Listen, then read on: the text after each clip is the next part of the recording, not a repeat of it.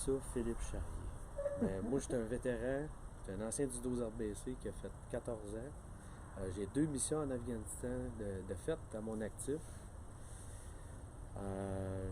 Maintenant que je suis libéré presque après 3 ans de fait, je suis officier d'entraide pour la Légion royale canadienne.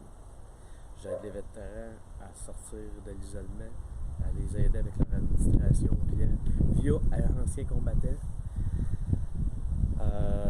Je suis sorti avec un problème physique, puis avec un problème psychologique qu'on appelle le syndrome post-traumatique. J'ai passé au travers d'une thérapie EMDR que j'ai pratiquement fini après 3 ans de suivi. Puis ça va très bien. Essaye de penser à cet événement-là ou cette personne-là. Puis à partir de là, quand tu s'ouvres les yeux, ben, tu vas parler de qu'est-ce que tu as vu autour de soit la personne ou l'événement. Parce que ton cerveau, il va détecter des mots, il va détecter des images au travers de ta blessure qui va t'aider à guérir ce moment-là puis de pouvoir en parler. C'est une séquence qui est super importante puis c'est très difficile. Il y a des moments que c'est les moins que d'autres. J'ai même pensé dans le 2 ans de suivi que j'ai fait dans les MDR de tout lâcher parce qu'il y a des moments que c'était tellement dur que je pensais pas être capable de défoncer une porte puis d'être capable de la mieux refermer. En gros, c'est ça les MDR. Okay.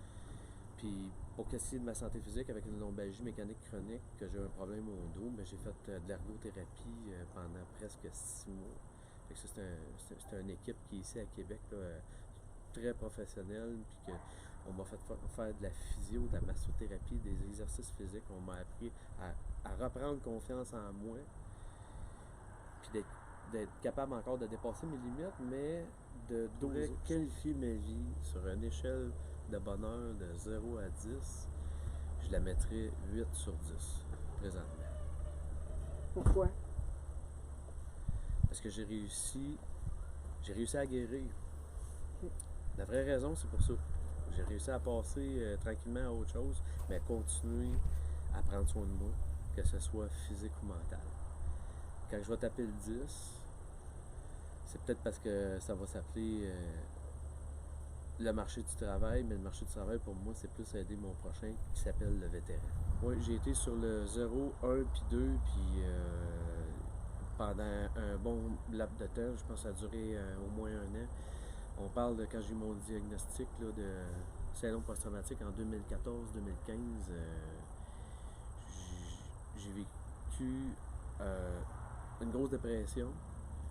Puis cette année-là, je voyais rien que du noir, mais j'ai continué à vivre, j'ai continué à travailler, j'ai continué à me présenter au régiment. Ce que j'entends dire là-dedans, c'est que même en étant évalué par l'infirmière, puis que je me suis dirigé vers l'hôpital, j'ai même expliqué que quand je dormais la nuit, je voyais un tunnel avec une corde au bout. J'ai dit, moi, c'est quoi qui se passe? J'ai pas envie de m'enlever à la vie, mais là, si mon cerveau m'envoie des signaux, je vous demande à l'aide parce que moi j'ai une femme, puis j'ai un fils avec moi, puis c'est important pour moi, tu sais. Puis même de 0 à 2, je voyais déjà que la vie était trop belle pour en venir jusque-là. C'est juste que dans un état de dépression, ben j'étais déjà capable. Je me compte chanceux, je fais parmi de ceux qui étaient déjà capables de dire qu'il y avait quelque chose qui allait pas bien. Il y a une partie de moi-même qui disait, il y a quelque chose qui va pas, tu es capable de le traiter. C'est autant qu'il y a des gens qui disent, ok, non, mais ça va vraiment pas, je veux de l'aide, puis j'arrive même pas à m'aider. Tu sais, il y a des gens qui c'est triste, mais c'était pas le cas sur mon côté personnel. Puis ce que j'essaie de dire là-dedans, c'est que moi, j'ai pas pensé à ces moments-là au suicide, puis j'ai eu de l'aide, sauf que ça me fait rappeler qu'à l'âge de 16 ans, quand j'étais jeune, adolescent, chez mon père, ben, je l'avais déjà fait, cette tentative. Parce que ça allait pas bien. J'avais vécu de la violence psychologique extrême. Puis j'ai pas demandé d'aide. Puis quand t'es jeune, ben tu connais pas la vie, t'as pas d'expérience. Puis tout ce qui est autour de toi, ben c'est des amis, mais tu sais pas comment approcher ça parce que dans ce temps-là, c'était pas sensibilisé non plus comme aujourd'hui en 2020. Et j'ai décidé de mettre fin à mes jours. Puis par chance aujourd'hui, ben je suis encore là parce que j'ai manqué mon coup. Je suis content. Parce que la vie a vraiment la peine d'être vécue sérieusement. Si je verrais mon moi à 16 ans, qu'est-ce que je lui dirais? Je mettrais la main sur l'épaule, puis je dirais, hey, le jeune, reviens tout de bord, puis regarde-moi dans les yeux. Là. Ben, moi, là, je suis toi à 43 ans. Puis regarde tout ce que tu as fait, parce que ce que j'ai fait, c'est toi qui l'as fait. Fait que là, c'est pas la solution à faire, parce que ce que tu vas faire plus tard, ben, il est en avant de toi, puis tu vas aider les gens. Tu vas les aider à sortir de l'isolation dans laquelle que tu vis présentement. Puis tu vas les aider à sortir du noir, puis tu vas les aider à s'épanouir. Tu vas juste les diriger aux bonnes ressources puis aux bonnes personnes. Puis c'est ça que tu vas faire. Fait que lâche pas mon grand, là, parce que t'es plus fort que ça, puis ça, tu le sais pas encore. C'est ça que je dis.